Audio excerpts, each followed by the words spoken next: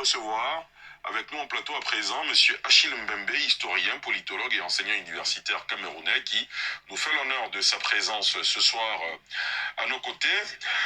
Achille Mbembe va nous donner sa position évidemment sur les récentes tensions qu'il y a eu dans certaines capitales africaines, notamment avec la France et tout ce qui se passe dans cette région du pays, de notre continent plutôt. Achille Mbembe qui va nous rejoindre dans les instants qui suivent. Achille Mbembe, bonsoir.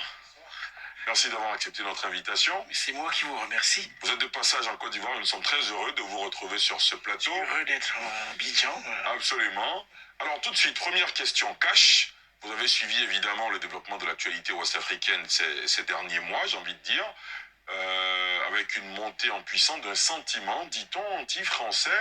De loin, vous qui êtes par exemple l'architecte du sommet France-Afrique de Montpellier, comment vous réagissez à ces questions, à ces mutations qui s'opèrent sur notre continent, précisément dans cette zone ouest africaine? Écoutez, je vais vous dire ce que je crois, moi. Et je vais le faire d'une façon tout à fait contre-intuitive. La relation entre la France et en particulier ses anciennes colonies, elle est marquée au fer d'innombrables contradictions. Certaines de ces contradictions ont atteint un point de rupture. Il est très difficile de le nier. On les connaît, en gros, ces contradictions. Et il faut en sortir, d'une façon ou d'une autre. Mais je pense que, et c'est là la dimension contre-intuitive de ce que je voudrais partager avec vous, je pense que cette relation demeure potentiellement générative. Je pense sincèrement que, dans tous les cas, elle est beaucoup plus compliquée, beaucoup plus ambiguë que beaucoup de critiques ne le laissent penser. Je pense aussi qu'il est très difficile pour qui que ce soit de se lever aujourd'hui et de déclarer illico que cette relation n'aura servi à rien. C'est très difficile de le dire. On l'entend beaucoup, hein, chez beaucoup d'observateurs, chez beaucoup d'intellectuels. On se dit, non, finalement... Je vous dis ce que je crois. C'est cela. Je ne réponds pas de ce que d'autres pensent. Je pense profondément, et je ne suis pas le seul d'ailleurs, qu'il est très difficile de dire que cette relation, elle ne sert plus à rien. Et je pense que, étant donné ce que je viens de vous dire, en tout cas, moi, ce qui m'intéresse, et ce qui intéresse beaucoup d'autres, c'est de voir dans quelle mesure est-ce qu'on peut se donner la possibilité de faire encore ensemble quelque chose qui vaille. Quelque chose qui vaille parce que cela a du sens. Faire quelque chose ensemble à un moment où très peu s'en rendent compte, la France, en réalité, ne dispose plus des ressources morales, intellectuelles, militaires, économiques, financières, qui lui permettaient, il n'y a pas si longtemps que cela, d'exercer sur une partie du continent la sorte d'hégémonie à laquelle on était plus ou moins habitué. Êtes-vous en train de dire que les rapports de force ont changé? Mais bien évidemment, les rapports de force ont changé. Et beaucoup d'entre nous éprouvent énormément de peine à s'en rendre compte. Et c'est ça, je pense, une des dimensions de, disons, l'hystérie actuelle. Et il faut sortir de cette hystérie et se reposer la question de savoir est-ce que nous avons quelque chose à faire ensemble pour réparer ce monde qui est... Est-ce que cet exercice pleine... ne devrait plutôt pas être fait par la France, par exemple? Mais non, c'est affaire à deux. Un tango, ça se danse à deux. Parce que ce que les Africains qu'on a entendu ces derniers mois, ces dernières années, ont dit essentiellement, on ne veut plus accepter ce paternalisme, cette condescendance. Et vu que voilà, je m'arrête là. Je m'arrête là, et voyez-vous, ben voilà, c'est l'Afrique d'aujourd'hui, en tout cas les intellectuels africains, hein, en l'occurrence M. Achille Mbembe. Voilà, ce que je dis très souvent, hein, rappelez-vous, j'ai dit, ces intellectuels, ces diplômés africains, ils font un usage caricatural de leur connaissance et de leur savoir. Bouillard, et qui dit mieux. Voilà, on en a la démonstration en permanence, et c'est malheureux, parce que quand je l'entends parler, et pas seulement lui, eh ben je me dis, mais les dirigeants français, ils sont tranquilles, voilà, ils ont juste à croiser les mains, et puis ils voient qu'on livre bataille pour eux, tranquillement. C'est incroyable. Bonjour à tous, aujourd'hui nous sommes donc le 1er mai, voilà, c'est la fête du travail. Donc jour férié partout, hein, tous les pays, pratiquement, hein, on va dire peut-être 99%, je sais pas, pour célébrer la fête du travail. Bon, alors, chômé payé, et je me surnomme, voilà, c'est Djoubien, mon surnom sur le net, et puis je suis un panafricain très convaincu, un authentique panafricain. Et je suis accessoirement, mais accessoirement seulement, spécialiste de la France. Bon, mais écoutez, je regarde de temps en temps l'émission de Ali Arasuba, ça dépend des invités, ça dépend des sujets. Bon, je l'ai dit quand je regarde, je ne même pas, j'essaie d'aller rapidement comme ça, ce qui m'intéresse, très clairement, très clairement. Parce qu'en fait, là, on est dans la servitude volontaire qui bat son plein, on est en plein concours de servitude volontaire. Mais, tout de même, sur le plateau, vous avez 6 intervenants, dont Achille Bembe lui-même qui est invité. Et il y a deux frères là, hein. Il y a un jeune Franck là, et puis l'autre c'est le docteur Ngoran Bangali, voilà. C'est d'ailleurs lui-même qui a introduit la discussion par rapport à la contradiction un petit peu à apporter. Mais tout de même, malgré ça, lui, il y a un truc que j'ai pas aimé, c'est qu'il dit, en fait, il y a les activistes, et puis il y a les intellectuels. Donc en gros, eux, les intellectuels, ils sont modérés, et c'est qui sous-entend que dans les activistes, il n'y a pas d'intellectuels. Non, voilà, c'est là où je vois, en fait, ce que j'appelle le problème chez eux de degré d'aliénation. Voilà. Le degré d'aliénation et aussi la malhonnêteté, aussi pareil, parce qu'il y en a qui sont malhonnêtes un petit peu, il y en a qui sont beaucoup. Bon. Et puis il y a l'excité, Achille, comment il s'appelle, Banga, Arthur Banga, voilà. C'est un excité. Et c'est vrai qu'il est beaucoup plus jeune hein, que tous les autres là, qui sont sur le plateau, hein, ou à moins qu'il soit un peu plus âgé, peut-être, ou même âge que Franck. Franck, il a l'autre jeune homme là qui intervient. Bon, pareil, hein, vous allez sur YouTube, vous tapez NCI 360 et vous allez voir l'émission pour ceux qui sont pressés dans son intégralité. Alors, ce que je peux regretter, c'est le fait que l'émission elle dure au moins 1h37 et il y a plus d'une heure qui est consacrée au bobard de M. Ouattara. Alors on me dirait c'est normal, c'est sa chaîne. Bon, enfin, c'est de l'argent des Ivoiriens. Donc à partir de là, l'argent des Africains en général, des Ivoiriens en particulier, à partir de là, je dis non, il n'y a aucun mérite. Voilà, c'est tout. Et là aussi, c'est question de niveau de compréhension des choses. Il y en a qui n'ont rien compris et qui veulent perdre du temps des gens. Donc, ce que je disais, c'est que la discussion qu'il y a avec le débat qui a porté sur, en gros, les enjeux de la mondialisation pour l'Afrique, avec M. Achille Bembe, ce professeur-là, qui au demeurant est qualifié, mais sauf que, je vous dis, son parcours, lui, je ne comprends pas. Enfin, quand je dis je ne comprends pas, entre guillemets, vous voyez, donc ce que je dis très rapidement, c'est qu'ils ont consacré donc plus d'une heure à parler de M. Ouattara qui promet 1 milliard de francs CFA par jour consacré à la jeunesse ivoirienne, la démagogie dans toute sa splendeur, évidemment, parce que M. Ouattara est au pouvoir depuis 2011, on est en 2023, donc faites le calcul, il avait dit comme slogan qu'il venait pour l'émergence, mais 12 ans après, quel est le bilan? Voilà. Et puis, on a dans l'année électorale, évidemment, parce que sachez qu'en septembre prochain, le 2 septembre, il y a les élections des municipales et puis aussi les élections régionales. Voilà. Donc, ceci explique cela. C'est mon point de vue. Hein, c'est mon point de vue. Voilà. Donc, j'ai dit, normalement, ce qu'il aurait fallu, c'est une émission d'1 heure, 1 heure et demie ou 2 heures même, avec ceux qui sont partisans de la France-Afrique, hein, monsieur Achille Bembe en tête, avec comme soldat Arthur Banga, voilà, un soldat de la France-Afrique, mais qui est vraiment, c'est une honte. Il est très jeune que moi, Achille Banga. Et regarde l'attitude du mec. C'est impressionnant. On devrait penser que quelqu'un qui est beaucoup plus jeune comme ça, il serait beaucoup plus à être, à défendre les intérêts de l'Afrique. Mais non. Lui, il brille pour servir l'intérêt des Occidentaux en général, de la France en particulier. La France-Afrique, voilà. Il est très content d'avoir été invité, au sommet de Montpellier, La question d'ailleurs qu'on pourrait se poser, puisque le chef d'orchestre c'est M. Achille Mbembe, quel est le bilan déjà, ce laps de temps-là, hein, le sommet de Montpellier, hein, entre le sommet de Montpellier et aujourd'hui? Quelles sont les productions? Qu'est-ce qui a été réalisé? Ce qu'on constate plutôt, c'est que la France, la jeunesse africaine aujourd'hui en a ras-le-bol. Hein. Mais quand tu dis la France, c'est la France dirigeante. Maintenant, les Français aussi en profitent parce que, excusez-moi, ces gens-là disent qu'ils agissent au nom du peuple français. Donc à un moment donné, il faut se décider. Ah ben oui, c'est clair, hein. Moi l'hypocrisie, comptez pas sur moi. Voilà, parce que c'est de la pure hypocrisie. Alors c'est vrai que ils gagnent pas beaucoup, mais ils gagnent quand même, parce que moi je compare toujours, je dis, mais quel est le train de vie du français moyen et le train de vie des pays de cette zone-là? Voilà, la zone des aliénés, la zone des complexés et des corrompus. Voilà, donc factuellement, répondez-moi, factuellement.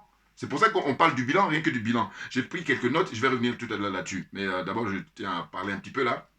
Pour dire quoi? Pour dire que, au fond, on voit des gens, effectivement, qui sont cooptés pour venir, finalement, perturber l'esprit des Africains aujourd'hui au XXIe siècle. Quand je dis perturber, je veux dire qu'ils s'éloignent de la vérité, hein, endormir les gens. Alors que les gens, comme on est à l'heure du numérique, on est à l'heure d'Internet, les gens ont compris, les gens ont beaucoup compris. Hein, ils savent ce qu'ils veulent. Arthur Banga, là, dans les arguments qu'il peut avancer, c'est de dire quoi? D'abord, il commence par jouer le rôle de oui, faut nous considérer. Il est toujours agressif, hein, il est agressif. Donc, déjà, si il est dans une agressivité, c'est qu'il n'est pas à l'aise. C'est ça que ça veut dire. Bien entendu. Parce qu'en général, quand tu sais que tu as raison, quand tu sais que tu as des arguments qui portent et qui tiennent, tu es tranquille, puis tu expliques les choses. Or là, lui, il est dans une situation de quelqu'un qui, si on lui confie un poste important, il risque de faire des dégâts, parce que c'est un mini-dictateur. Hein. Eh oui. Et il rappelle qu'à Montpellier, il y a eu 300 jeunes. Mais il représente quoi? Parce qu'en fait, quand c'est comme ça, je dis, mais ils vont toujours refuser les face-à-face, les débats. Ah oui, non, c'est ce qu'on va constater. C'est là où vous voyez qu'ils sont malhonnêtes, alors qu'il faut accepter les débats. Contradiction. C'est-à-dire que toi, tu es pour la France-Afrique, moi, je suis contre. Maintenant, on va débattre. Et ils vont tout faire pour qu'il ça n'ait pas lieu. Ben oui, c'est dingue. Non, parce que l'exemple qu'il a donné, que j'ai trouvé mais énorme, et d'ailleurs, le jeune, comment il s'appelle, Franck, qui a la même génération que lui, il lui a répondu, il a dit, mais quand il a pris la parole à Tubanga, il a pouffé de rire. Et lui, ça l'a énervé encore plus. C'est un excité, voilà, ça c'est sûr, mais dangereux. Et je dis, quand M. Ouattara, M. Alassane Dramane Ouattara ne sera plus au pouvoir, il faudrait que beaucoup de gens là qui sont... il faut qu'ils se reconvertissent. Et quand je dis ça, c'est dans la moindre mesure. Hein. Ah oui, non, parce qu'il y a des gens qu'on doit traduire devant les tribunaux par rapport à tout ce qu'ils ont fait comme mal. Mais bien entendu, n'importe quoi. Hein. Changer de métier, allez faire autre chose. Va vendre du pain, va être cordonnier, va vendre des bananes, fais tout ce que tu veux, mais arrête de dire que tu es intellectuel ou tu es diplômé et puis tu vas venir parler là en tant qu'historien, n'importe quoi. C'est incroyable. L'exemple qu'il donne, c'est quoi? Il dit, voilà que récemment, l'exemple qu'il donne, il est content d'y parler comme ça, au Niger, hein, le Parlement du Niger a voté pour que Barkhane, hein, l'armée française, vienne, se loger là-bas au Niger. Voilà ce qu'il dit. Et lui, il est content de lui. Bon, vous direz, comme il vit en Côte d'Ivoire, où bon, toute cette zone-là, enfin, bon, c'est difficile. Hein, en fait, des fois, tu te dis, bon, c'est même pas la peine de s'intéresser à tout parce que c'est tellement énorme. Non, mais attends. Le gars qui a le même âge que lui, qui s'appelle Franck, là, j'oublie son nom de famille, mais il lui dit, quand il dit qu'il lui fait rire, mais très clairement, pourquoi? Parce que le Parlement, là, quelle est sa liberté, quelle est sa légitimité, quelle est comment dire ça? Est-ce qu'ils sont pas libres? Hein? Comment il s'appelle Bazoum, là, il est libre, allez où? Il se fout, il n'est pas libre. Lui, il est derrière, il tire les ficelles. Et tous les deux, ils sont des anciens hein, qui ont travaillé d'abord, on appelle ça, la société multinationale française, là, qui aujourd'hui s'appelle Orano. Hein, bon, pour exploiter, comment dire, l'uranium du Niger. Ils ont travaillé, ce sont des gens qui ont travaillé là-bas. Donc, en fin de compte, c'est des soldats de la France-Afrique, très clairement. Et que donc, l'absence de démocratie dans ces pays-là fait que on ne peut pas continuer comme ça, une fuite en avant pour dire que le Parlement s'est exprimé. Mais il n'est pas libre, il n'est pas souverain, il n'est pas indépendant. Vous voyez? Et donc, quand je dis, il est très jeune, Arthur Banga, et puis il est dans cette situation-là, mais c'est malheureux, mais c'est l'Afrique. Ce qui me fait beaucoup plus de peine, je vais vous dire, c'est que je vous dis, les dirigeants français, quand ils regardent ce spectacle-là, ils disent, on a encore de la marge. Mais oui, parce que les gens font le boulot pour eux. Donc, qu'est-ce que vous voulez? On peut pas demander mieux. Et là, on ne parle même pas des dirigeants. Hein. Là, on parle juste des gens qui sont... Et là, on me dira, oui, mais chacun joue son rôle. Oui, mais écoutez, c'est pas possible de continuer comme ça. Voyez-vous? Parce que, quand il dit au Niger, les parlements, mais quand il y a les élections, eh ben... il n'y a aucune transparence, on bourre les urnes, on fait n'importe quoi. Je donne un exemple, regardez, en Côte d'Ivoire, les dernières élections, on coupe la tête du jeune Kofi, Et là, ces gens-là, ils ne sont pas sensibles à ça. Mais c'est incroyable. Ou alors, pour dire les élections qui arrivent, eh ben, on se demande comment ça va se passer. Parce que la commission électorale, il n'y a aucune transparence. Monsieur Ouattara fait son shopping, pour ne pas dire son casting, hein, et puis il met qui il veut. Et l'opposition est dans une frustration monstre. Et finalement, ils attendent là, avec les couteaux qui sont aiguisés sous la table, pour dire, bon voilà, cette fois-ci, on va pas se laisser faire. Mais c'est n'importe quoi. Hein. C'est dingue. Bon, alors, lecture rapidement, et puis je vais avancer dans mes analyses. En fait, l'émission, hein, c'était consacré principalement plus d'une heure, hein, où M. Ouattara, il promet dans son dernier discours qu'il a prononcé quand il avait en face de lui les députés et puis les sénateurs, les gens qui sont payés à rien faire. Je suis désolé, voilà. C'est là avec l'argent des Ivoiriens, l'argent public. Et voilà. Il n'y avait aucune opposition. Parce que dans l'Assemblée, on fait voter des lois pour dire, voilà, on défend en tant qu'opposant. Or là, non. Non, on est dans Béni, oui, oui, oui. C'est incroyable. Donc, 361 milliards, je crois, pour les jeunes, milliards de francs CFA. Donc, ça veut dire, grosso modo, 1 milliard par jour, voilà. Mais non, mais c'est dingue. Donc, moi, quand c'est comme ça, moi, je dis, mais depuis que tu es au pouvoir, tu as fait quoi? Parce que depuis qu'il est au pouvoir, eh ben, on voit quoi? On voit qu'il y a des jeunes qui sont diplômés, et pas des moindres, hein, des gens qui ont le doctorat, et ils disent, monsieur Ouattara, donnez-nous du travail, et qu'est-ce qu'ils font? On les met en prison. Hein? On les décourage. Hein? On les terrorise. C'est dingue, ils sont même poussés maintenant à aller faire des métiers qui ne sont même pas qualifiés pour avoir de l'argent, pour pouvoir vivre, pour pouvoir survivre. Voilà, on en est rendu là, dans le pays de M. Ouattara, hein, l'émergence selon M. Ouattara. Et là, je suis sûr et certain, comme là, il y a l'année électorale, eh bien, on brandit comme ça l'argent public, hein, instrumentalisé, et après on dit qu'on est en démocratie. Mais quand tu dis Arthur Banga, là, tu dis que tu as plein de diplômes, tu as eu Bac plus 4, Bac plus 5, mais c'est pour être vendu. Oh là là, c'est dingue. Enfin bon, qu'est-ce que vous voulez? Qu'est-ce que vous voulez? Comme on dit, il faut tout pour un monde, c'est clair, ça c'est sûr.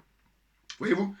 Donc, après, deuxième débat là qui a duré grosso modo moins d'une demi-heure même, hein, je sais pas, j'ai pas trop calculé, mais en tous les cas, je sais que plus d'une heure, ça a été consacré sur les 1 milliard par jour de M. Ouattara qui promet à la jeunesse ivoirienne. Maintenant, ce que j'aime beaucoup, c'est que la jeune sœur, comment elle s'appelle, la grande militante pour les droits de l'homme en Côte d'Ivoire, hein, eh ben, Madame Poul Tchérik Balé, voilà, elle fait tous les mardis des vidéos où là, elle a précisé que nous allons surveiller de près pour savoir si les 1 milliard qui sont promis aux jeunes, d'abord, quels sont les critères pour sélectionner, voilà. Parce qu'évidemment, il y a des critères qui seront mis en avant. Donc, il faut les dire, là aussi, il faut faire preuve de transparence. Or, ce n'est pas le cas. On fait la com, c'est la pure com, hein, c'est-à-dire juste l'apparence, juste la forme, mais le fond, il n'aura rien, ou pas grand-chose.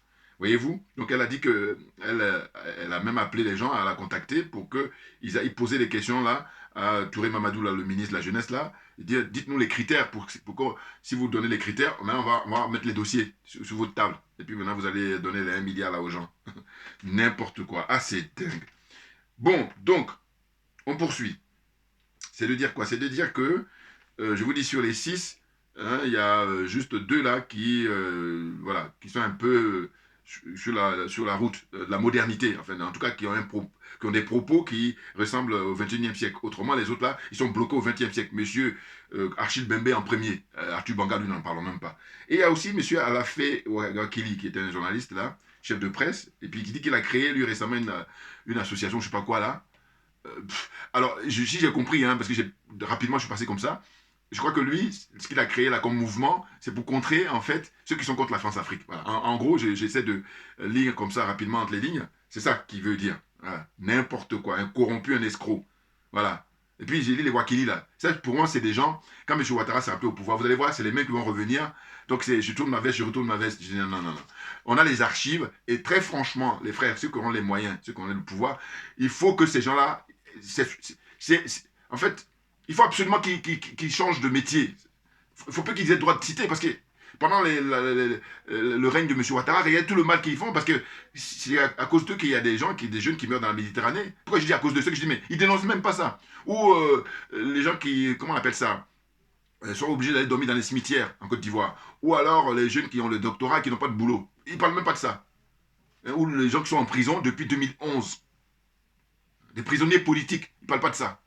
Puis là, ils viennent là. Alors, c'est simple pour moi. C'est mon point de vue là encore. Hein. Les deux camps qui s'opposent, mais qui n'est pas récent, hein, parce que là, on est dans la continuité. Nous sommes, nous les panafricains, les authentiques, hein, pas les pseudos là, qui sont cachés, ou les opportunistes là. Non, non, non, non, nous les authentiques, nous sommes dans la continuité de l'école de Casablanca. Nos pères, c'était, je vous dis, les Kwame Nkrumah. Voilà. Les Kwame Nkrumah, hein, les, comment dire ça, Modibo Keïta, voilà, voilà. Ce sont eux, nos pères. Et puis de l'autre côté, les Achille Mbembe, les Arthur Banga, les Afekwakili, là, tout ce monde-là, eh ben, c'est l'école de Monrovia avec Houphouët-Boigny, Senghor et compagnie. C'est la servitude volontaire. Hein, la France-Afrique. L'école de la France-Afrique. Et là, au XXIe siècle, ils veulent continuer ça. Et quand j'ai noté ce qu'il disait, monsieur Achille Mbembe, là. Historien, enseignant, écrivain, politologue. Je vous dis, ce monsieur, c'est dommage parce qu'il a été récupéré par la France. Parce qu'auparavant, longtemps, plus de quelques décennies, il enseignait en Afrique du Sud. Mais l'Afrique du Sud, c'est pas une colonie française. On le sait, ça. Voilà. Parce que j'aurais pu dire qu'il enseignait dans un de ces pays-là, là, ça aurait été un peu embêtant. Mais non. Donc, il était détaché, voilà. C'est ça qui me plaisait. Et il était critique vis-à-vis de l'Occident en général et la France en particulier, par rapport à la politique. Eh bien, eux, qu'ils ont fait, ils l'ont rapproché. Et ils ont réussi à l'avoir. Alors qu'il aurait pu rester digne. Voilà, c'était ça. Ce que je lui reproche, il n'a pas été digne. Puis là, maintenant, il a du mal, il ne sait même plus où il en est. Et du coup, on observe quoi? On observe que lui-même, il est même modéré qu'un Arthur Banga. Alors, on me dira, il y a l'âge. Donc, avec l'âge, on prend. Puis aussi le tempérament. Mais Arthur Banga, j'espère pour lui que quand dans 15-20 ans, il va se poser. Parce que là, il est excité. Voilà. Même si c'est vrai que. Mais il y a des gens qui ont son âge, qui sont posés. Hein, voilà. Lui, il a un problème, Arthur Banga. Je vous dis. Alors, parce que moi, j'étais à Montpellier. Et c'est vraiment, avec le recul, je dis, c'est extraordinaire. Comprenez? Donc, témoin direct. Eh bien, figurez-vous que quand vous regardez les interventions là-bas à Montpellier, regardez les images d'archives. Hein. Vous avez ceux qui ont été cooptés, ils étaient 11, je crois, qui représentaient la jeunesse africaine. Arthur Banga, entre autres. Eh bien, lui, il est le seul, Arthur Banga, quand il s'exprimait, il a dit plus de 40 fois Monsieur le Président en parlant à Monsieur Macron. Voilà. Plus de 40 fois, j'ai compté. C'est impressionnant. Et là, ça montre quoi? Ben, ça montre son degré d'aliénation, ça montre son degré de complexe, ça montre son degré de corruption. Corruption morale dans un premier temps, et corruption matérielle. Très clairement, c'est ce que ça montre. Alors qu'il est beaucoup plus jeune. Ah non, mais c'est ça. C'est là où c'est difficile, hein, franchement. Vous voyez? Donc, M. Achille Mbembe, je vous disais, il enseignait en Afrique du Sud, ensuite il a enseigné aux États-Unis aussi, mais beaucoup plus en Afrique du Sud où il était basé. Et là, c'est quand j'ai vu dans son parcours là, donc, il enseigne là, il n'y a pas longtemps, il a commencé à enseigner en France, c'était, je crois, au Mans. Ah, il dit, ah, ça y est, la chose se gâte. C'est là où ils l'ont approché, et du coup, ils l'ont convaincu, et puis voilà. Ah, mais c'est dommage. Mais bon, enfin, bon, bref, qu'est-ce que vous voulez? C'est l'être humain, là, hein, c'est l'être humain, voilà. Mais par contre, il faut la fermer, maintenant, hein, et puis ne pas dire n'importe quoi. Parce que, écoutez, son propos, c'est quoi? C'est que, vraiment, là, c'est vraiment l'illustration de l'intellectuel africain. Il dit, je vais vous dire ce que je crois. Je vais le faire d'une façon intuitive. Je répète, je vais le faire d'une façon contre-intuitive. Moi, quand je dis, mais là, l'embrouille commence par là. Il commence à l'embrouille. Mais ça veut dire quoi? Alors, moi, comme je suis moins qualifié que lui, en tout cas sur le plan du français, parce qu'il a quand même beaucoup de bagages, mais j'ai dit, mais d'entrée de jeu, quand tu dis ça, ça veut dire qu'en fin de compte, tu vas commencer à nous mentir. C'est ça que ça veut dire. Non, parce que, ça veut dire, si je me trompe, dites-moi dans les commentaires. Hein. Ça veut dire que tu vas parler, mais tu ne vas pas t'exprimer avec ton intuition. Ouais, parce que c'est ça, en fait. Or, moi, au contraire de lui, voilà, je parle avec mon intuition, c'est ce que je sens. Alors, dites-moi là encore si je me trompe, hein, en tout cas, comment vous avez compris, voilà comment j'ai compris ça. Quand il dit, hein, parce que, comment il s'appelle, Ali Diarasouba lui pose la question, hein, d'entrée de jeu, et il dit, moi, je vais vous parler d'une façon contre-intuitive.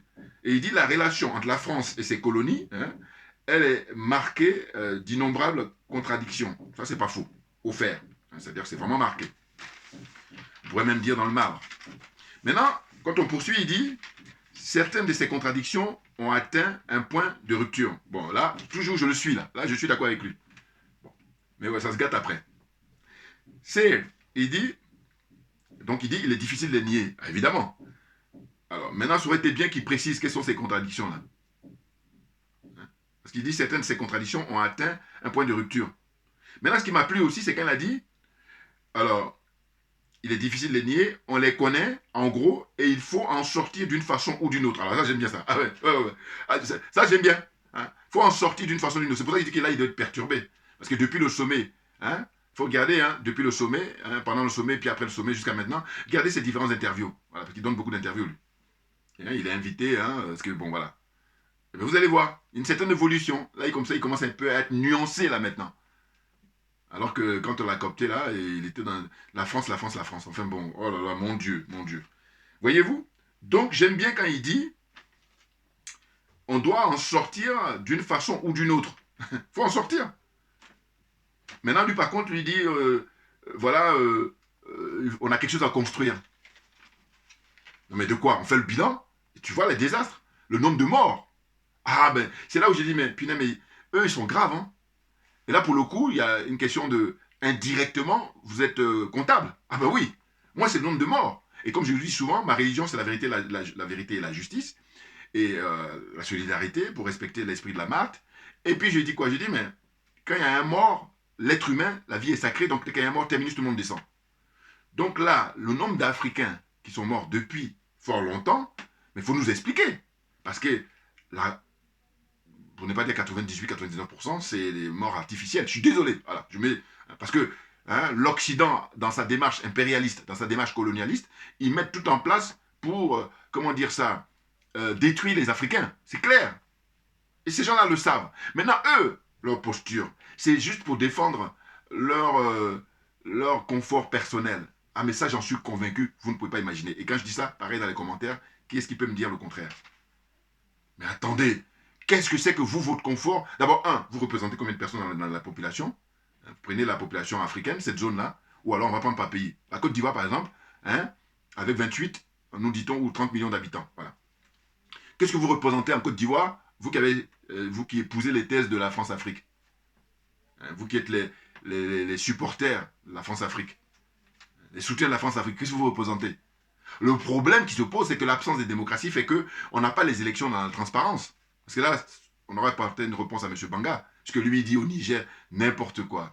Ah, c'est dingue. C'est-à-dire que voilà des gens, ils savent, au fond, ben, là, ils le savent, hein, c'est pas quelque chose qu'ils ne savent pas. Ah si, ils savent. Mais comme ils ont épousé, justement, la France-Afrique, la France-Afrique, leur philosophie, je vous dis, eux, c'est même, on va au-delà de l'empire du mensonge, hein, les adeptes de l'OTAN, là, c'est la religion du mensonge. C'est-à-dire que le mensonge, il est érigé en mensonge, enfin, voilà, le mensonge est érigé en, comment dire, en religion, voilà, c'est ce que j'allais dire. Voilà. Vous avez les différentes religions. Moi, par exemple, j'ai dit ma religion, c'est la vérité. Ben, eux, leur religion, c'est le mensonge. Ils ne vivent que pour mentir. Ou ils mentent pour vivre. Voilà. Tourner dans tous les sens, mais c'est mentir qui est vraiment leur raison d'être. Voilà. Hey, ça, j'en suis convaincu. Et on a la preuve tous les jours, toutes les minutes, quand il s'exprime là. Parce qu'au fond, on voit bien qu'il s'est tortillé pour pouvoir sortir les mots, et, mais parce qu'il fait de la gymnastique, parce qu'il est dans le mensonge. C'est clair. Hein? Je vais vous répondre de façon non intuitive. Alors là, mon Dieu. Enfin bon, je dis usage caricatural de tes connaissances et de ton savoir. C'est clair. C'est caricatural. Alors maintenant, il y en a d'autres qui sont encore pires que lui, c'est vrai. Mais lui, il s'est mis dans un truc de soumission et de servitude volontaire, mais c'est dommage. Enfin bon. Donc la suite. La suite, qu'est-ce qu'il nous dit? Il nous dit que... donc voilà, je répète, on les connaît. En gros, il faut en sortir d'une façon ou d'une autre, ce que j'ai dit tout à l'heure. Hein? Alors il dit que... il est ambigu. Il dit c'est très difficile, voilà c'est ça, très difficile de dire que cette relation n'aura servi à rien, voilà c'est ça, ce qu'il lui dit. Voilà. Il dit c'est difficile de dire que la relation entre la France et ses colonies, ça n'a servi à rien, on n'a jamais dit ça. On dit simplement que l'heure est venue, le moment est venu de faire le bilan. Et quand on fait un bilan, de manière générale, on vérifie ce qui était bien fait et puis ce qui a été mal fait. Or, alors qu'ils le savent, hein, parce que je répète en permanence, je dis qu'il y a l'élite française, les dirigeants français, qui ont le culot de parler de les bienfaits de la colonie. Alors c'est vrai qu'eux, par contre, ils sont dans cet esprit-là, mais bien entendu. Alors que nous autres, on dit, bon, les bienfaits de la colonie, c'est quoi? Qu'est-ce que c'est que les bienfaits de la colonie? C'est le fait que, en fait, les pays africains, hein, c'est grâce à eux, ils donnent l'argent pour qu'on construise leur propre route, ou alors pour qu'on construise la métropole, la France. C'est ça qui est les bienfaits de la colonie. Mais quand moi je le tourne comme ça, à ma manière, et la manière honnête, de vérité. Eux, ils ne tournent pas ça comme ça. Eux, ils ont mis dans la tête des Africains depuis toujours que c'est grâce à la France que les pays africains, avec ce qu'ils appellent ça, l'aide au développement. Or, le rôle justement des Arthur Banga, le rôle des Achille Mbembe, c'était de décortiquer tout ça pour mettre à la portée justement du plus grand nombre. Or, ils ne le font pas. Et après, là, ils sont assis sur les plateaux et l'autre qui dit, alors qu'il est de l'autre côté, hein, mais bon, alors, j'explique les positions. les deux qui sont de notre côté, là, qui essaient quand même d'expliquer de manière plus, comment dire ça, objective, eh ben, ils aimeraient bien être invités la fois prochaine. Donc, c'est pour ça qu'ils sont obligés d'avoir ces propos-là. Donc, je les comprends. Mais en même temps, je dis, bon, il faut se déterminer. Parce que là, pareil, dans une situation où il y a toujours le degré d'aliénation, le degré de complexe et le degré de corruption. Voilà. Donc, vous êtes un petit peu corrompus, les gars. Parce que, écoutez, aujourd'hui, dans la l'heure d'Internet, tu prends ton portable et tu parles pour dire des choses. Alors, c'est sûr que quand vous venez sur les plateaux, en tant qu'intervenant, il y a deux choses. Soit ils sont payés, ou même s'ils ne sont pas payés, mais ils ont une certaine notoriété. Ça flatte l'ego de chacun. Voilà, c'est clair. Oh là là, mais c'est dingue, ça part dans tous les sens. Donc, qu'est-ce que dit monsieur Achille Mbembe? Il dit, voilà, c'est très difficile de dire, c'est très difficile de dire que cette relation n'aura servi à rien. Pour ça, j'ai dit tout à l'heure. Hein?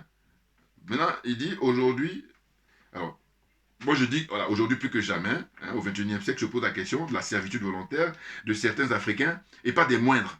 Eh oui, c'est ça, la discussion de fond que nous avons aujourd'hui, et qui n'est pas nouvelle, hein, c'est que sont ceux qui sont partisans de la France-Afrique, ceux qui sont contre la France-Afrique. Voilà.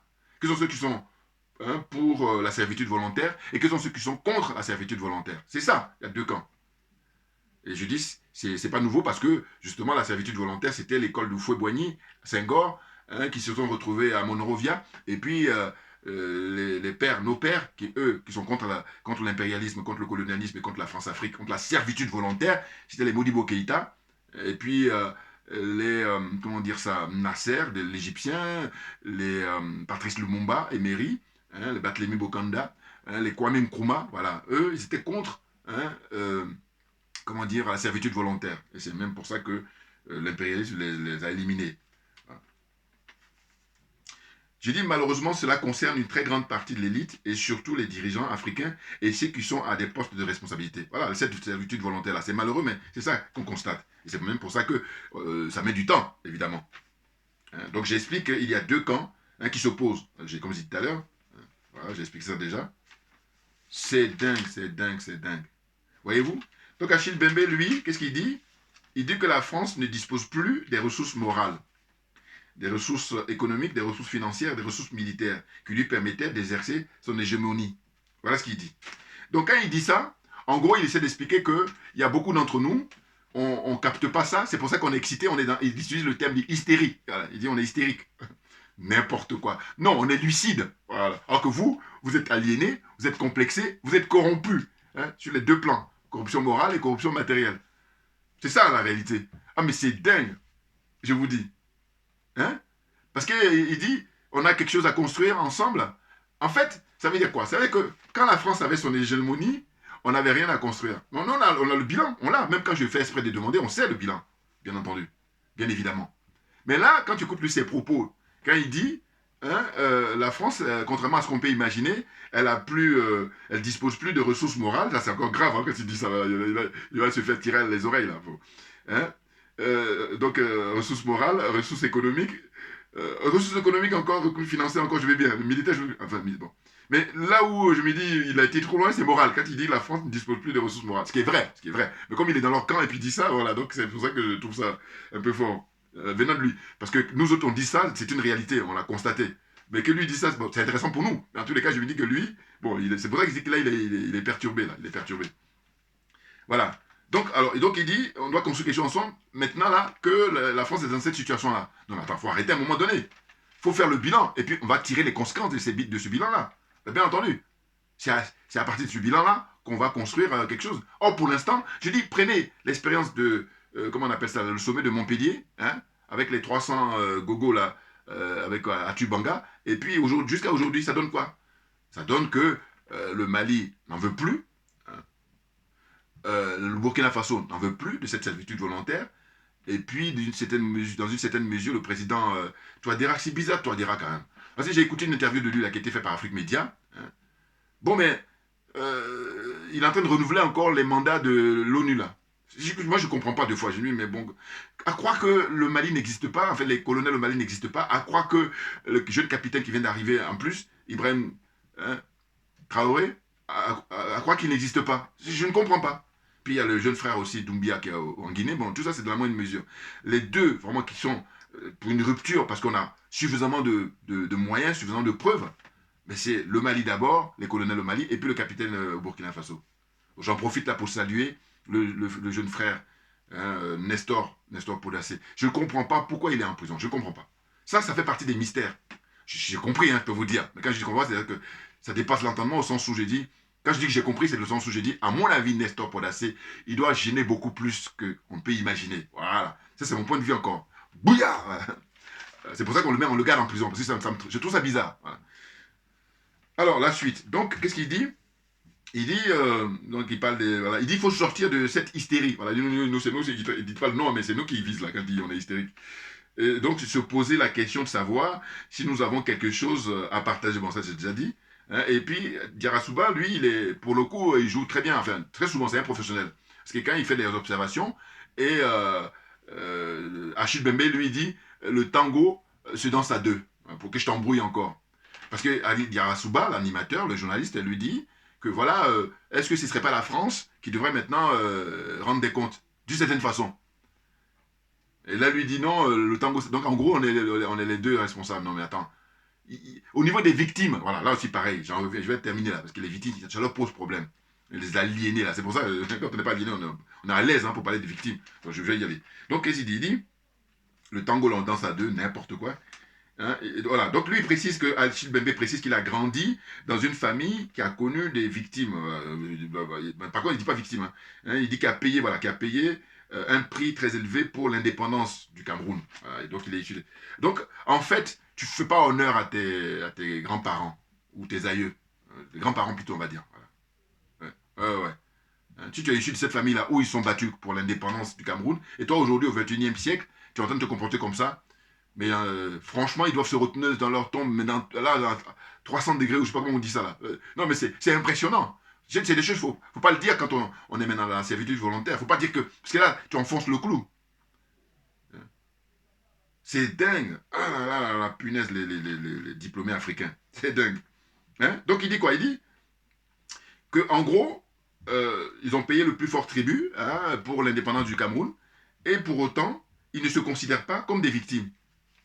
Alors, il y a un truc qu'il ajoute, par contre, qui me fait rire. Il dit, voilà, il dit c'est le prix qu'ils ont payé, le prix fort qu'ils ont payé, ça n'a pas été reconnu. Ouais. Mais il reconnaît que ça n'a pas été reconnu, mais il dit ça, il dit malgré ça, on n'est pas des victimes, parce qu'en gros, lui, ce qu'il préconise, en fait, ce qu'il dit, ce qu'il explique, il dit que il préconise plutôt être acteur plutôt que d'être victime. Non mais attendez, messieurs, à un moment donné, quand je dis... Franchement, on a les preuves, c'est la pratique, là. Quand je dis le diplômé, l'intellectuel africain, bon, pas du tout ça, Dieu merci, mais une bonne partie, eh ben, ils font un usage caricatural de leur connaissance, de leur savoir. Là, on en a l'illustration, parce que regardez, il dit que sa famille, dont il est issu au Cameroun, ils ont payé un fort tribut pour l'indépendance du Cameroun. C'est-à-dire que quand il dit ça, je pense au père de l'indépendance du Cameroun, les Moumier, Félix Moumier, et puis d'autres aussi, beaucoup d'autres. Qui ont payé de leur vie, de leur sang, leur sacrifice, ont sacrifié. Et c'était au XXe siècle. Maintenant, au XXIe siècle, regardez ce qu'il a donné lui, le petit-fils, et regardez, il baisse son froc. Et puis il est là, alors qu'il a un niveau au niveau intellectuel qui permettrait normalement d'éclairer les gens, de rester dans la résistance. Eh bien non. Ah oui. Ah, les vendus. Donc, voilà. Pourquoi j'insiste là, pour revenir sur le mot victime là. J'ai dit, écoutez, moi, comme ma religion, toujours, c'est ma religion qui veut ça. Ma religion, c'est la vérité et la justice. Je dis, écoutez, soit personne sur cette terre ne parle de victime, mais personne, voilà. Mais sinon, s'il y en a un qui va dans son histoire, dans son parcours parler de victime, eh bien, tout le monde a le droit de parler de victime. Oh, ils sont aliénés, ils sont complexés, ils sont corrompus. C'est pour ça qu'ils vont venir pour ce que j'appelle le terrorisme. J'ai toujours du mal à prononcer ce mot-là. Faire du terrorisme intellectuel. Ça les prendre en otage l'esprit des gens, pour dire, il faut se garder de dire qu'on est victime. Non mais attends, il y a une réalité qui est là, on est victime. 400 ans, 500 ans d'esclavage, tu es une victime. Les conséquences, les dégâts du colonialisme, tu es une victime. Les dégâts de l'impérialisme, tu es une victime. Mais vous voyez ces gens-là. Ah mais je dis merci à ceux qui ont inventé Internet. Mais parce que, je veux dire, malgré ça, mais ils continuent la fuite en avant. Oh, quand je dis merci, c'est dans le sens où je dis, mais là, on a l'occasion de pouvoir répondre et faire ce minimum-là. C'est ça qui m'intéresse. Comprenez? Mais j'ai dit, imaginez si moi, ou d'autres frères et sœurs, voilà, qui font des vidéos pour essayer de lever un peu la tête, la dignité, dire la vérité. Eh bien, ces gens-là qui ont pion sur rue, ils sont invités, là, elle est tranquille. Il est invité. Et d'ailleurs, j'allais oublier, je suis curieux de savoir, là, monsieur Achille Bembe, hein, qui enseigne, je vous dis, en Afrique du Sud, aux États-Unis, et puis là aussi en France, à l'université de Le Mans, eh bien, et puis d'autres universités aussi, mais en tout cas, ce que je sais de lui, principalement, c'était en Afrique du Sud qu'il enseignait depuis 10-15 ans. Bon. Eh bien, je dis, la dernière fois qu'il était en Côte d'Ivoire, c'était quand? Ah, ça m'intéresse. Ah oui, oui, oui, oui. Ah oui, parce que, je vous dis, c'est pour ça que je dis ces gens-là, moi, je dis, je suis quelqu'un, quand il y a une compétition, je dis, je donne les mêmes moyens. Puis je dis maintenant que le meilleur gagne. Oh, ces gens-là, je vous dis très souvent, pas vouloir. Mais oui, parce qu'ils savent très bien, si on donne les mêmes moyens, mais je dis, tu pulvérises, mec. Je dis, mais, si je suis sur le plateau, question que je me dis, monsieur, dites-moi, la dernière fois que vous êtes en Côte d'Ivoire, c'était quand? Première question. Deuxième question, pourquoi vous n'êtes pas venu? Pourquoi c'est maintenant que vous venez? Oh, là aussi, pareil, amenez-moi les commentaires. Hein. Je pense personnellement, sans avoir fait des enquêtes, mais je dis ça vraiment par mon bon sens. Je dis, à mon avis, comme il était critique de la France-Afrique il y a quelques décennies, hein, eh bien, on va dire en tout cas avant qu'il soit approché par les autorités françaises, parce qu'ils l'ont approché, ça, à tous les coups. Je ne crois pas que c'est lui, encore que ça arrive, hein, il y a des gens, on ne les approche même pas, voilà, il y en a même beaucoup plus, voilà, parce qu'eux, ils n'approchent pas n'importe qui, voilà, vous voyez. Et donc, il n'est pas allé en Côte d'Ivoire, à mon avis, parce qu'il était critique. Et maintenant, comme il est plus critique vis-à-vis de la France, ça y est, parce que la Côte d'Ivoire, malheureusement, ben, je le dis, hein, ça je le pense foncièrement, mais c'est malheureux. Je dis que c'est le dernier pays qui va sortir de la France-Afrique. C'est malheureux.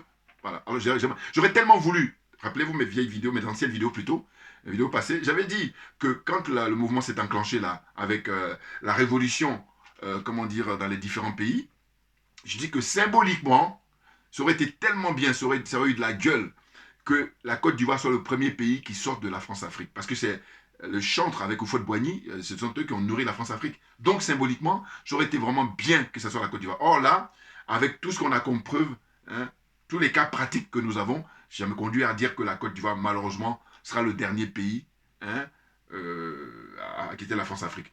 En tout cas, ne sera pas dans les... Il y a combien de pays là, la France-Afrique? Bon, il y en a 15, mais 15, j'allais dire, de manière formelle. Mais sinon, il y en a d'autres qui sont en France-Afrique, plus ou moins, hein, qui ne sont pas dans le CFA. Plus ou moins, c'est plus ou moins. Le CFA, là, c'est 100%. Alors maintenant, on va sortir le Mali, c'est clair. C'est pour ça que vous avez mon point d'interrogation, là. Sur le drapeau du Mali. Et puis, éventuellement, là-bas, la République centrafricaine. Et puis le Burkina Faso mérite aussi point d'interrogation. Bon, vous voyez, c'est-à-dire que je mets point d'interrogation, c'est-à-dire que dans peu de temps, eh bien, ils vont sortir définitivement. Parce que eux, le Mali, ils peuvent se prévaloir aujourd'hui dès qu'ils sont indépendants. Parce que quand tu demandes, tu expulses l'armée française, on est dans du très lourd, vous en conviendrez, les amis, frères et sœurs. Et quand tu expulses l'ambassadeur de France, hein, voilà, et le capitaine au Burkina, il fait de même. Donc c'est excellent, excellent. Donc là, tu peux dire à partir de ce moment-là, je suis souverain. Mais autrement, hormis ces pays-là que je cite, les autres, aucune indépendance, encore moins aucune souveraineté. Tout est décidé par ici. Donc là, la Côte d'Ivoire, par l'attitude des hommes et des femmes politiques en Côte d'Ivoire, c'est ce qui me laisse entendre, me laisse dire que ce sera le dernier pays, malheureusement, à quitter la France-Afrique. Mais c'est tant pis pour eux. Parce qu'en fait, eux, ils vivent au jour le jour, alors que les gens qui sont sérieux, hein, qui sont à leur place, hein, on agit pour le long terme. Voilà. Parce que moi, quand j'observe les colonels au Mali, ce que je pense, je dis qu'ils sont en train de faire le travail de fond, là, pour les fondements. Parce que quand ils auront les fondements, eh bien là, ça va aller, mais l'autoroute, vous voyez l'autoroute, je vous dis l'autoroute, ceux qui ont une voiture, vous savez, dans des voitures, moi j'avais, avec automatique, enfin, au sens de régulateur de vitesse, voilà, c'est ce que j'allais dire. Vous mettez le régulateur de vitesse, et puis, tranquille, il roule, voilà, donc, c'est ce qui va se passer pour le Mali, bien entendu. Et puis donc, il est hors des questions de, comment dire, se précipiter pour les histoires d'élections, machin, non, non, non, il faut repousser au maximum, parce que de toute façon, la sécurité, elle n'est pas encore, comment dire, effective, c'est tout, hein. Sécurité de tous les territoires maliens, tout, intégralité à 100%. Tant que c'est pas fait, eh bien, pas d'élection. Les autres, ils peuvent attendre, c'est leur problème, qu'ils aillent se faire foutre. Excusez-moi, mais non, mais c'est pas possible. Hein? Parce qu'ils disent élection au Mali, élection au Burkina, mais par contre, le Tchad, non. Rien que ça, ça devait suffire. Oh non, même ça, les gens qui ont le culot d'acculer le Mali et puis le Burkina, mais c'est l'histoire de malade. Il y a plein de gens qui avaient les moyens. Allez, et puis ça, par contre, c'est dans les moindres mesures. Hein. Allez, hôpital. Pour te soigner, parce que psychologiquement, vous avez des problèmes, les gars. Enfin, c'est dingue, c'est dingue. Donc, voyez-vous, c'était ce que je pouvais dire aujourd'hui pour cette vidéo-là. J'espère que j'ai eu l'occasion de tout évoquer. Hein, voilà. Et dire que c'est malheureux d'en être là. Et des gens comme ça qui ont un bon bagage, ils devraient agir pour servir l'intérêt général. Eh bien non. Ils agissent d'abord de manière prioritaire pour eux-mêmes, leur petit ego là, qui est dérisoire dans l'histoire de l'humanité, en tout cas dans l'histoire de la vie des Africains, dans l'histoire africaine, c'est dérisoire, complètement. C'est ça leur préoccupation. Ceux qui sont partisans de la servitude volontaire, c'est des gens qui sont dans une démarche, comment dire, de défendre l'intérêt privé, l'intérêt particulier, l'intérêt d'une minorité, mais ultra minorité. Alors que nous autres, qui sommes partisans de la France, du panafricanisme, excusez-moi, très clairement, nous les authentiques panafricains, on est là pour l'intérêt général, on est là pour l'intérêt de tous. Tout le monde sera gagnant si, vous imaginez, dans les années qui viennent, ben, il n'y a que des dirigeants panafricains qui sont à la tête du pays. Bien entendu, c'est très clair. Et puis j'ai dit, ben, il faut essayer de donner l'occasion, donner la chance, et puis on verra. Oh là non, ils font de la dictature partout. Macky Sall qui est là en train de flipper, qui fait n'importe quoi, politique de la terre brûlée. Mais quoi qu'il en soit, son coup va passer. J'en suis convaincu, très clairement. Parce que son heure est arrivée. À l'époque, Macky Sall a suscité l'espoir de la jeunesse sénégalaise. Et corruption, franc-maçon qu'il est, voilà ce que ça donne au final. Donc je vais terminer là pour vous parler à nouveau des t-shirts, pour ceux qui veulent se procurer. Sachant que pour moi, c'est plus facile les t-shirts blancs, je ne vous cache pas. Et que ceux qui sont en couleur, je peux en avoir, mais un peu plus. Ça met plus de temps. Voilà, c'est ce qu'il faut comprendre. Les t-shirts blancs, je les ai là à ma disposition, alors que les autres couleurs, il faut que je commande, et donc ça met plus de temps. Donc c'est à vous de choisir. Voilà. Et puis je remercie les frères qui ont déjà commencé à passer commande. Sachez une chose, c'est que moi, je le fais sur fond propre. Vous savez, mon propre argent, je ne suis pas quelqu'un de fortuné. Parce que si tel était le cas, si j'avais les moyens, je vous dis, gratuit. Parce que la démarche, c'est que j'avais dit quand je porte ça dans le métro, les gens, ça les attire et puis ils se posent des questions. Et donc j'ai dit que mon rêve, c'est par exemple, vous allez dans le métro parisien ou dans les autres endroits, les grandes villes en Afrique, tout ce que vous voulez, des grandes pancartes. Et ça, à ma manière, l'idée qui m'est venue, c'est ça, c'est de dire que compte tenu de la violence qu'on inflige aux Africains depuis des siècles, eh bien moi, à mon petit niveau, j'ai eu ça comme, comment on appelle ça, moyen de défense, voilà. Et puis susciter surtout la réflexion. Parce que je dis, moi, avec ça, mais tout le monde est chicoté. C'est-à-dire que tu sois corrompu ou le corrupteur. Les choses sont claires. C'est mon point de vue. Pareil, faites des commentaires pour me dire si ce que je me dis, je me trompe. C'est là où c'est intéressant. Et bien entendu. Donc, normalement, le souhait serait que les frères qui sont beaucoup plus fortunés que moi, qui ont pion sur rue, mais prennent la relève. Oh là, bizarrement. Parce qu'il y en a qui le savent. Je ne donne pas les noms parce qu'ils vont se reconnaître. Voilà. Mais cela dit, la leçon que j'en tire, c'est dit que, en fait, il faut se débrouiller de soi-même et puis comme je suis dans la vérité, ça traîne juste, mais ça va arriver. Mais évidemment. Donc je dis que en réalité, il faut bien comprendre que ces t-shirts-là, ceux qui veulent, si vous voulez la couleur blanche, vous allez avoir plus rapidement que ceux qui demandent les autres couleurs, c'est-à-dire couleur orange là que je porte, couleur rouge, verte, tout ce que vous voulez, voilà. Donc parce que ça, il faut que je commande auprès des fabricants et ça mettra plus de temps.